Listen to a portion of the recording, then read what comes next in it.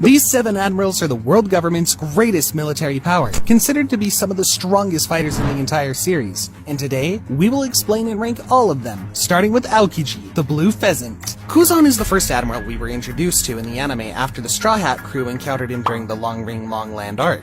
There, he easily outclassed the whole crew and made Luffy realize just how powerful the admirals really are. Although Kuzan tries to follow the world government orders, he occasionally disregards them, which was best shown in Ohara when he lets young Robin escape. He was also shocked by Sakazuki's decision to blow up a ship full of civilians, which he thought was completely unnecessary. Kuzan ate the Hiei no Mi, a Logia-type devil fruit that allows him to create, control, and transform his body into ice. Since ice is a solid element, Kuzan can be hit easily, even with the attacks not being fused with Haki. However, these attacks cannot harm him in any way. Instead, his body would just shatter apart when struck, only to effortlessly reform seconds later. Kuzan is also able to form constructs out of ice. For example, in combat, he can create weaponry, primarily forming swords and spears, but he can also make more advanced things, like a giant pheasant to send flying at enemies. An interesting thing about Kuzan is that he's one of the few devil fruit users who can bypass the weakness of falling into the sea. He can achieve this by freezing the sea before he can sink below the surface. Not only does this keep him from drowning, but it also lets him prevent enemies from escaping by sea, by freezing their ships in place, or rendering the sea a solid battleground for entire armies to fight on.